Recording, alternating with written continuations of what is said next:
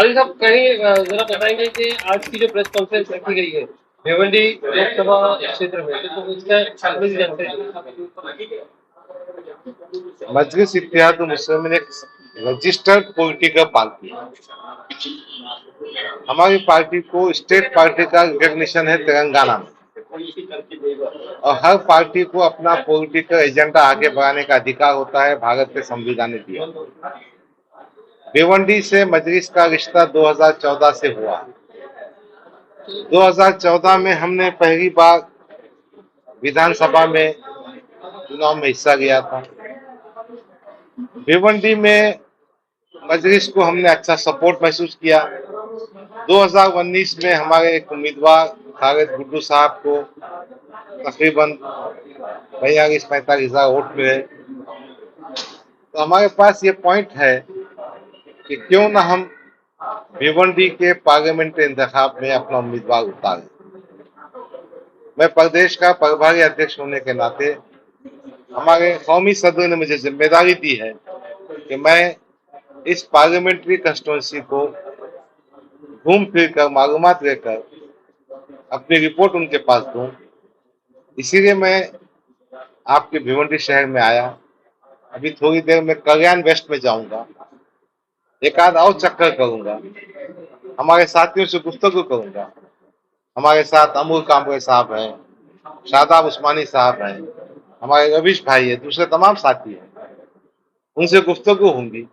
फिर उसके बाद पार्टी को तमाम बातों की रिपोर्ट देंगे और बड़े साहब असदुल नवीद साहब इस बात पर फैसला करेंगे। इसीलिए साहब ने हमारे साथी अकरम खान को इस पार्लियामेंट्री कंस्टिट्यूंसी के कामकाज को समझने के लिए एक प्रभारी इंचार्ज बनाया है।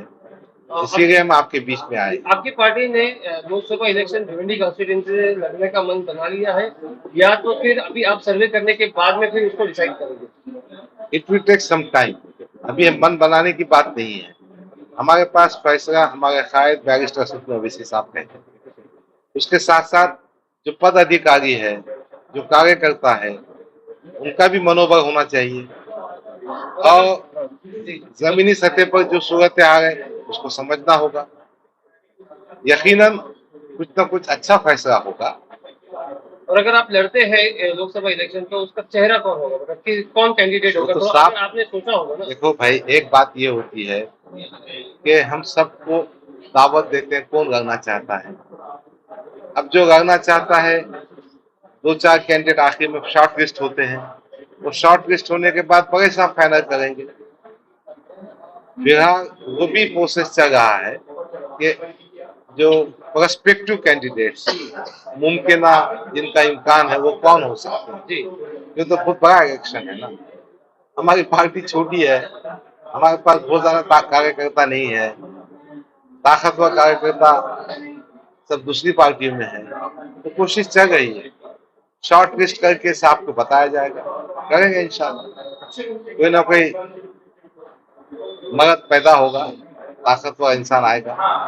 महाराष्ट्र की पॉलिटिक्स में एमआईएम का क्या रोल है? जैसे आप खुद महाराष्ट्र के प्रभारी हैं तो थोड़ा सा बताइए कि अभी जो महाराष्ट्र की राजनीति चल रही है इसके अंदर तोड़ फोड़ की राजनीति चल रही है, तो इसमें एमआईएम अपने आप को कहाँ देखती है और आने वाले दिनों में एमआईएम का क्या स्टैंड रहेगा अगर हम लोग मुद्दे की बात करें?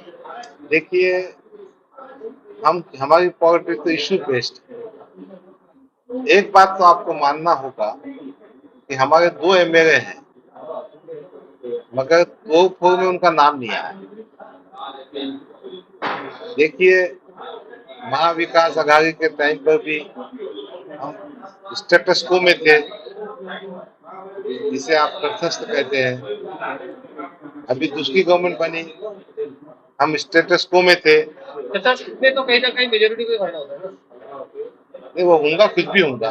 अब हमारी मजबूरी है, एक तरफ कुआं है या खाई है, एक तरफ कुआं है। हमने तो अपनी भूमिका मजबूत रखी है कि हम ना इसके साथ जाएंगे ना उसके साथ जाएंगे। देखिए, आज की तारीख में हम कुछ उसूल लेके चल रहे हैं। किसका फायदा किसका नुकसान कुछ नहीं है, उसूल की बात की जाए। और महाराष्ट्र में मजलिस को अच्छा भविष्य आएगा, कोशिश चल रही है। म्यूनसिपालिटीज में और कॉर्पोरेशन में थोड़ा ठीक ठाक परफॉर्मेंस रहा है। पार्लियामेंट की एक सीट हम जीते, उसके बाद असेंबली में उतना अच्छा परफॉर्मेंस नहीं हो सका, मगर हम कोशिश करते रहे। हम आशावादी है, ऑप्टिमिस्टिक है और हम चैन से नहीं बैठे। प्रभात अंकल, एक थोड़ा सा सवाल करेंगे कि जब भी ओवैसी साहब की जो सभा होती है, जब भी उनकी रैलियां निकलती है, तो हजारों की तादाद में, कहीं कहते लाखों की तादाद में भीड़ देखी जाती है, लेकिन जब इलेक्शन का समय आता है तो जो भीड़ है वो वोट में कन्वर्ट नहीं हो पाती है, तो उसकी एक बड़ी वजह क्या है? नहीं, अभी तो आपको मानना पड़ेगा, खालिद गुड्डू को जो 42,000 वोट मिले, इसकी वजह से मिले हमारी लीडरशिप है। तो मुझे 80,000 वोट मिले, 80,000 वोट असेंबली में मिले। हमारे बाजू की कंस्टिट्यूंसी में 65,000 वोट मिले। ये और बात है कि जीत तक नहीं पहुंच पा रहे हैं, वहां तक भी पहुंचेंगे और आप बाद मुकामात पर हम वोट में कन्वर्ट नहीं कर सके, ये भी है, कोशिश करेंगे ना। मगर ये बात ब्लैंकेटली सही नहीं है कि अवैसी साहब का